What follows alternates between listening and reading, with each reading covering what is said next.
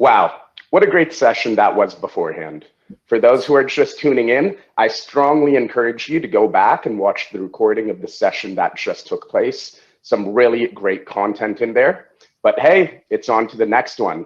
My name is Mitch. I am the head of strategic partnerships here at PheedLoop, and I'm also going to be the moderator for your next panel, Lessons from Managing Thousands of Attendees Through a Pandemic and Beyond.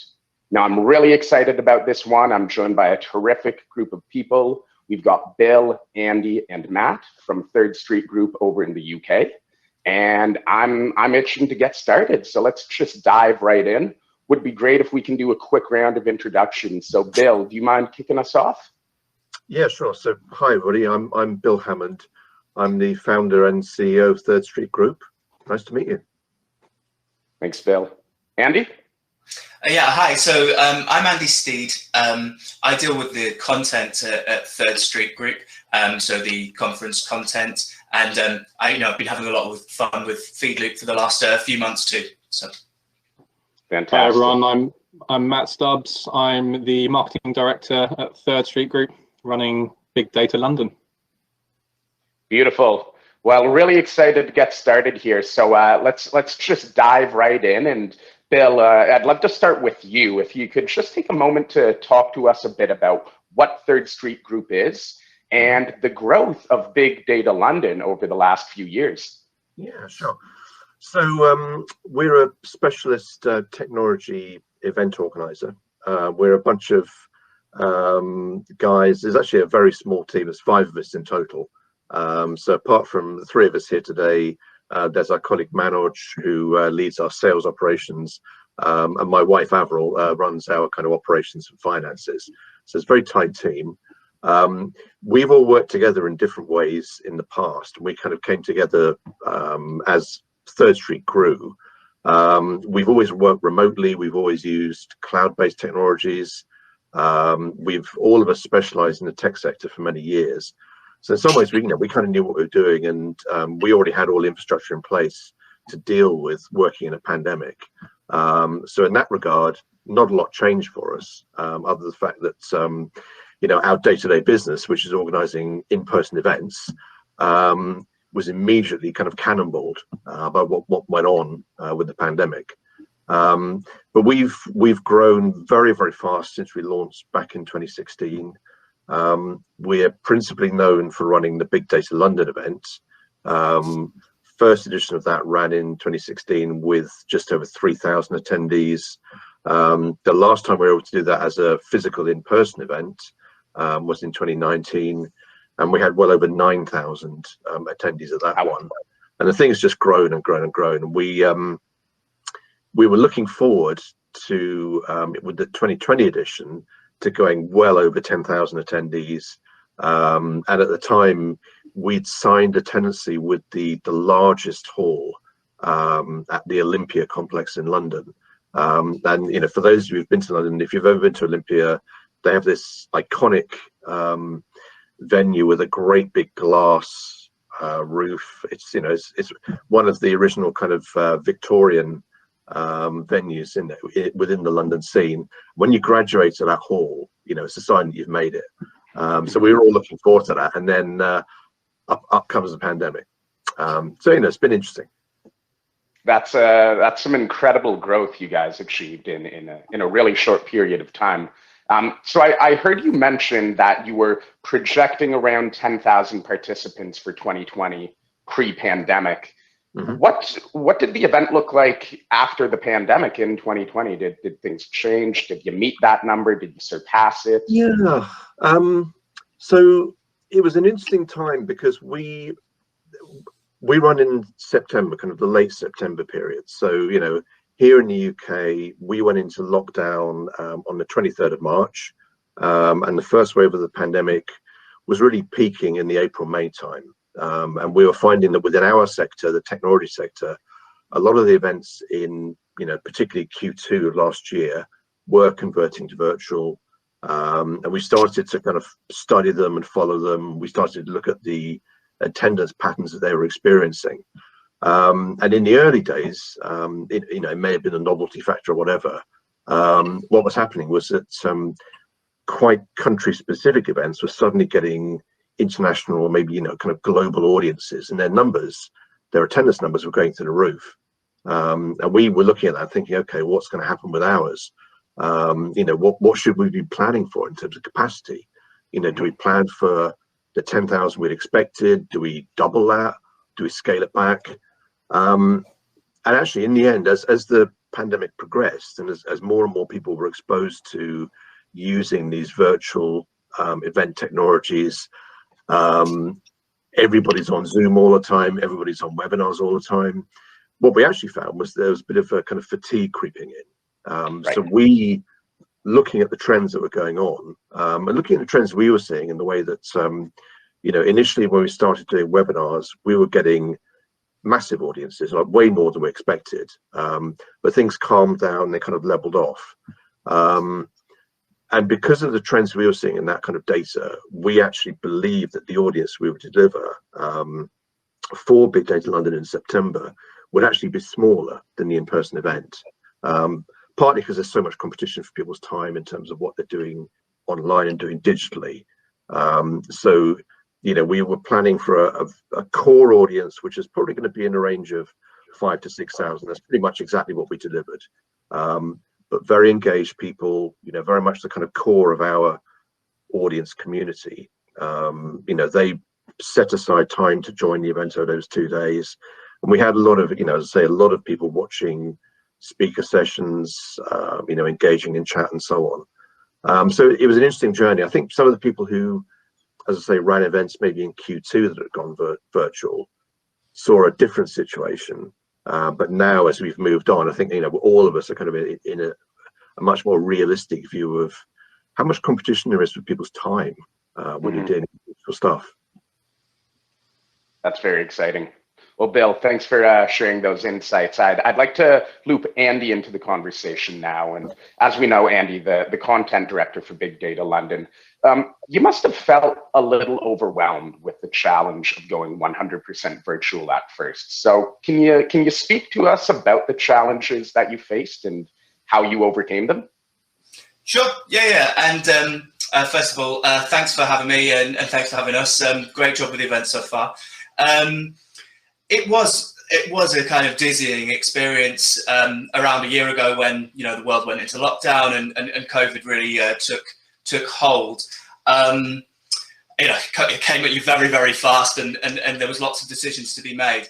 I think it turned to frustration for me quite quickly, because I think the major hurdle that we needed to overcome was trying to make something as close to Big Data London, the physical event, online. And we were going to lots of different providers, and we were testing a lot of things out, and the answer that were coming back was more or less, it's not going to be possible to do something on that scale, or even if you do something a third of the size, a quarter of the size, it's probably so expensive that it's really not worth doing. And one thing that I had very much in my head was I didn't want to replace a big trade show with 160, 170 sessions with 3 or 4 webinars on a day. It just didn't seem like an appropriate replacement. So that frustration really was the big hurdle, initial hurdle, until we found something that we were happy with. I remember the conversation with Raoul, actually, because I almost didn't believe it, because he said, in theory that should be possible, and it was in such contrast to what we'd been hearing before. In terms of how we overcame it, I think just don't give up, don't settle for what you're being told initially, even if you don't understand it as well as you feel that you should. If you have an idea and don't give up on it, keep going. The answer will be there. You've just got to keep looking at it. I remember a big turning point for me, certainly at the time. Apologies for a very, very UK reference here. There's a PE teacher, PT, I suppose, it would be your flavour of expression. Yeah, he's a nutritionist, and he's quite a famous fitness instructor over in the UK. Once the schools all locked down, he was doing a YouTube thing for all the kids at school for every morning. So I think at the biggest point, a guy called Joe Wicks, he was in 1 million homes at once, you know, just YouTube, wow. Just his laptop, just his living room. And, you know, I was looking at that and I was like, how can this one guy with no tech experience get into 1 million homes and I can't do, you know, 7-8 sessions at once to 100 people? You know? It doesn't seem right. I need to keep looking for the answer. So yeah, I mean, that was it really. Just kind of just keep going and make sure you get what you're looking for, you know, when you're trying to go. Yeah, those are some really good points. And what we saw your team do really well is you recognized that virtual events are a different beast from in-person events. We've seen a lot of clients come on board and think, hey, like, we're going to pull off the exact same event, not going to change anything, and it's going to go off seamlessly. But you recognize that virtual is a different beast. Screen fatigue is something that you have to account for, and you adapted your program to meet the new realities and expectations, and it proved to be really successful for you all. Yeah. So bit of a plug for PheedLoop here, but do you mind going over in what ways PheedLoop fit into the equation for making Big Data London successful last year? Sure. Yeah. I mean, it was really about the scale and the ability for sessions to go concurrent. So you know, we needed to be able to. Well, I wanted to be able to fulfill, you know, a number of sessions that we would normally do. You know, 150, 160. I think we actually ended up doing about 170 over 2 days, which is a lot. Wow. You know, it was pretty much the only tool we could find that, you know, without relinquishing control and, you know, without spending, you know, an absolute fortune, would be able to deliver this. Some of the reasons being is that, you know, it's very self-serve. So it allows you to set up, you know, a chain of events that mean that the speakers and partners you're working with can help you populate. So it becomes a kind of communal kind of team effort. And, you know that is essential when you're working at some, you know, that degree of scale. It's very easy. It allows you to do things yourself. So you're not waiting, you know, on a services team elsewhere in the world to update things, and you're not doing things twice. So yeah, I mean, you know, the sort of speed and scale we were able to achieve at PheedLoop was really essential for pulling this off. That's great to hear. Thanks for that, Andy. Now, Matt, would love to hear from you. And one question I have for you is about the pivot to virtual and how that impacted the marketing.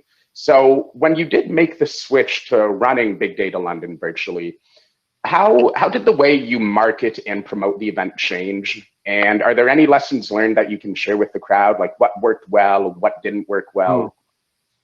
It didn't change too much, to be honest. I mean, from my perspective, an event is an event regardless of whether it's virtual or physical. It's still, you know, it's got a date, it's got a time. There's still content being run, so nothing changed too much from that perspective. What we did do quite quickly, we wanted to get a flavor and some experience of digital events and running, you know, some sort of gatherings online. So what we did is we launched like a webinar platform, or we signed up for a webinar platform, and we started to build a community, and we would run 1 to 2 webinars per week. And we would, you know, encourage our audience to sign up for that and to start to grow that community organically as well. So that gave us some experience in you know, hosting the speakers online as opposed to the physical event, and also engaging with our audience regularly and getting them used to you know, us putting on virtual events, as it were, although these were kind of 1 hour to 2 hour sessions. And so the main Big Data London event became kind of an extension of that marketing message, really. And I think by that point, people had, you know, they had experienced what we were offering online. So they were, I guess, more more expecting of us to put something on for them, a larger event during our normal kind of September time period.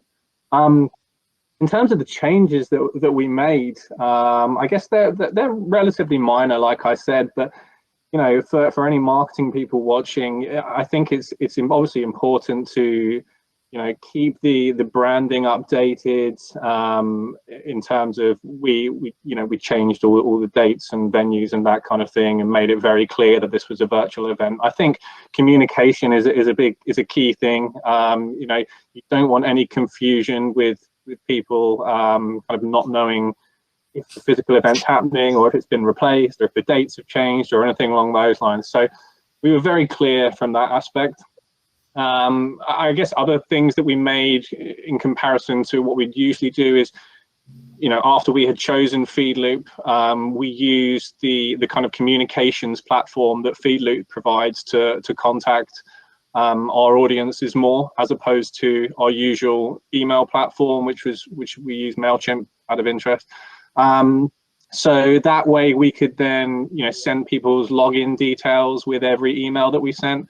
So when it came to them, you know, trying to access the event during the event times, you know, they weren't searching around for, you know, one particular email with their login details. We were sending that, you know, that regularly to them. And that also acts as a little bit of a conversion as well, where they can, you know, add the event to their emails, to their Outlook, sorry. You got to remember, our event is a free to attend event, so it's as much about converting the registrations as it is actually getting them to register in the first place. A few more obvious things, like we sometimes tend to post physical badges for people, so obviously, you know, that was something that we couldn't do as a conversion technique. So again, you know, PheedLoop's communications tool helped with that.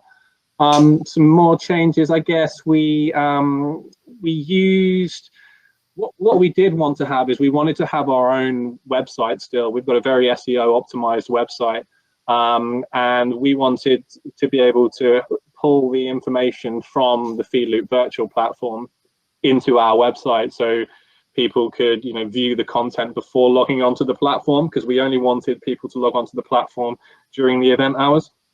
So what we did is we used the PheedLoop embed function, and that was a change that obviously that we'd never done before. So we replaced our entire seminar schedule with the PheedLoop embed. So it meant just one change on the PheedLoop platform, updated our own website as well. And I guess we were asking exhibitors to kind of help push promotion to their prospect lists and through their social media accounts a bit more. You know, they wanted us to succeed virtually, and they were willing to, you know, help us to promote the fact that they're you know, they're going to be presenting or they're going to be exhibiting at the virtual event. So they were usually more than happy to help do that as well. And we would provide, you know, banners for them and illustrations and that kind of thing. And I guess finally, we were probably a little bit looser on our advertising targeting and things like that as well. Usually we're a very kind of London and southeast of the UK specific event. That's where most of our audience will come from, to the physical event. But you know, being virtual, it allowed us to certainly look to target the greater breadth of the UK, if not to sometimes you know, into kind of North America and your guys' market as well. So that's probably another small change that we did. I mean, it worked well. We hit the targets that we were kind of looking for. So I think on the whole, it was good. Yeah, and that's a great point you raised there, is the fact that virtual events, they're technically borderless events. Like, we have a lot of clients who traditionally used to focus on small geographic areas in Canada or the States. They're now opening up the platform and marketing to people in Asia, in Europe, all over the world, because people don't have to fly on site. They don't have to be there physically. So a lot of our clients are really looking to market to new audiences, new markets, and even offer the platform in different languages. Yeah. Now, one other item I just quickly want to pick your brain on here, Matt, is the customizations that your team did. Like, we took a look at the event. It was beautiful. You took our platform and you added in a lot of design customizations, a lot of feature customizations. So can you speak to the importance of that flexibility for events of your scale? Yeah, it was. I mean, our event brand, we've been very brand focused and visual focused since we founded the event in 2016. It's if anyone wants to go to the website, it's bigdataLDN.com. They'll see there we have bold colors, very specific fonts, some great imagery as well. So when we did a lot of research when we were choosing our virtual platform, a lot of research. We had 6 to 8 different calls with the likes of yourself and other virtual platforms as well. And being able to customize it so it matched the kind of look and feel of not just our physical event but our brand as well was really important. As Bill alluded to earlier, there is some competition in our space, and I think if everyone just uses the same cookie cutter kind of white label platform, then every event can look the same and it's not necessarily memorable. So what we wanted to do was to make sure that we could customize that to make it look like our physical event as much as possible, really. So even if PheedLoop didn't have certain aspects of functionality that we may have wanted, we were able, with a good designer and a good coder, to be able to use, like, for example, your custom CSS option, which was really useful to us. That was a great advantage of PheedLoop and being able to use that.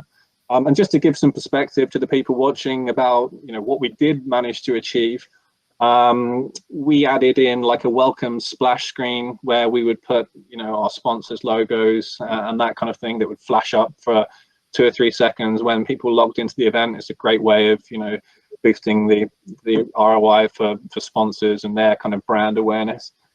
We changed the layout to some of the exhibitor profile, bringing the video slightly nearer the top and that kind of thing. We added custom fonts, like I mentioned, and we, hard coded some sponsor logos in various parts of the PheedLoop kind of lobby area as well. And we added a speaker list as well, because that was something that we felt for our audience they needed to see. So, it was extremely important, and we were able to achieve that, which was great. And it looked really great. One thing I want to just quickly speak to Bill about is, Matt, you mentioned you made some customizations to provide a good ROI for your sponsors. So Bill, can you talk to us about the sponsors and exhibitors and like how did you bring them on board and convince them that exhibiting and sponsoring the event virtually made sense for them? And like what were some of the mechanisms that you used to deliver a high ROI? Sure. So in some ways we had the opposite problem. We had a situation where, as the pandemic hit, we started to have conversations with our sponsors and exhibitors and kind of say, look, what do you want to do? We can, simply cancel your contract and we can refund you. We can roll over the money to next year, and we can hope that, in 2021, we'll be able to do the event physically again. What do you want to do? Because we work in the tech industry and our customers are very comfortable with digital marketing, and they were, beginning already to see the possibilities of webinars and virtual events. Almost all of our customers just turned around and said, no, we want you to hold your current date line as planned, and we want you to go ahead and do a virtual event. It's no good to us if you simply hand back the money that we'd invested in your show, because that still leaves us with a big deficit in terms of the marketing and the kind of lead generation activity that we were relying on you for in that period. So we were actually getting pressure from our customers to go, no, you need to take this virtual thing very seriously. We're seeing good results. We're in the same industry as you. We're engaging with the same audiences, obviously. So in some ways, that wasn't the problem. I think what we very quickly had to figure out was, okay, if that's a given, where are people getting the ROI? We actually studied by attending a lot of virtual events, seeing a lot of demos.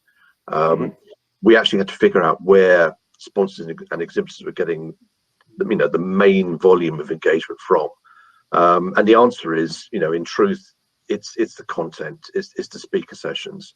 So we really had to get people to prioritize the quality of the speaker sessions that they were going to do with us, and we knew that that would lead to better audience engagement for them. That leads to better ROI.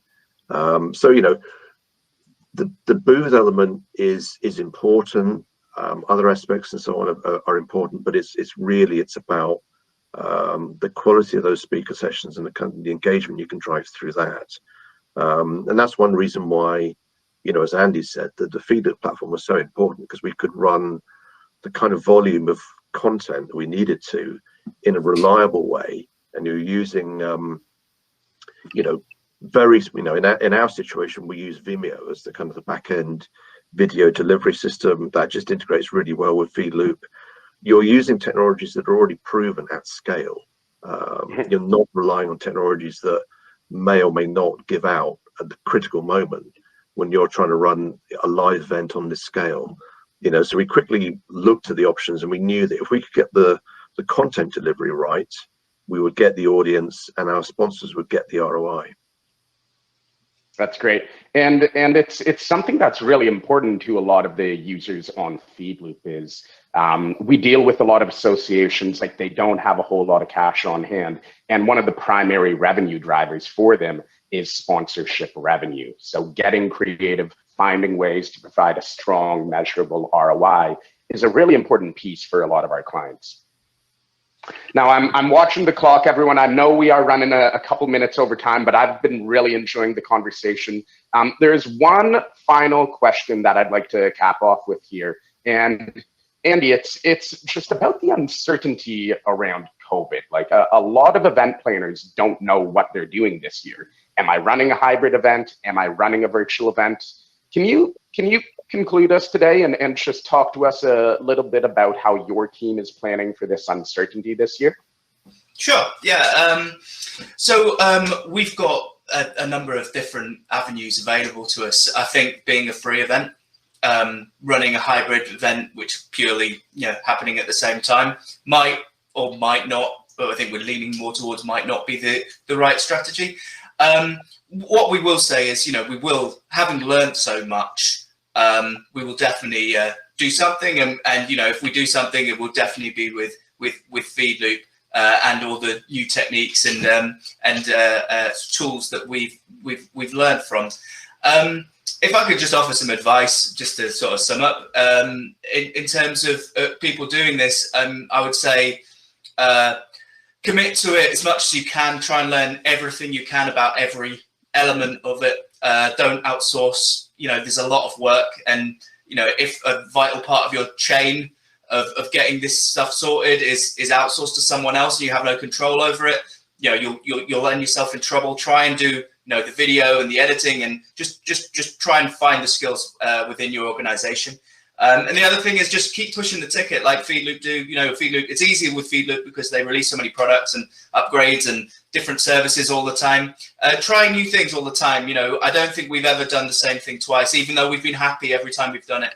We've tried the meet and stream, we've tried different things. We've tried putting something on Zoom or Click Meeting or something like that. Keep trying in small doses when you're doing stuff, and really just push the ticket as much as you possibly can. We've all had to get over so much stuff in the last year, and it can't possibly be as hard as that. So this transition to hybrid, this transition to 21-22, if we're all still standing now, it's going to be fine. So just keep going, and I'm sure everyone will be okay. Absolutely, really good points there, Andy. Well, everyone, that concludes our panel for today. Thank you all for joining us. Bill, Andy, Matt, really appreciate you joining us here. That was really exciting. But everyone, hope you all have a fantastic remainder of the conference. Take care. Brilliant. See you later. Thanks everyone. Cheers.